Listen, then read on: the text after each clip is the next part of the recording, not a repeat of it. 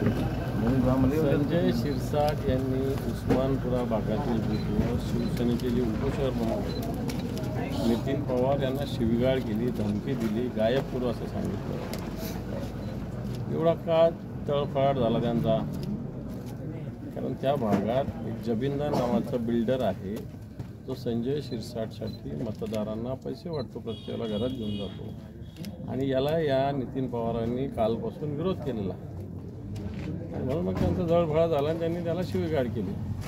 आता माझं पोलिसांना असं विचार नाही, निवडणूक आयोगाला पैसे वाटणं लिगल केलेलं आहे का? आपण पैसे वाटण्याला विरोध करणं ही धमकी आहे का मतदारांना? आणि प्रत्यक्षात उमेदवारांनी काम करणारे कार्यकर्त्याला धमक्या त्यांनी याला पोलीस काय पावलं उचलतात? तर पोलीससुद्धा मला असं वाटतं शेपूट घालून बसलेले दिसतात संभाजीनगरले.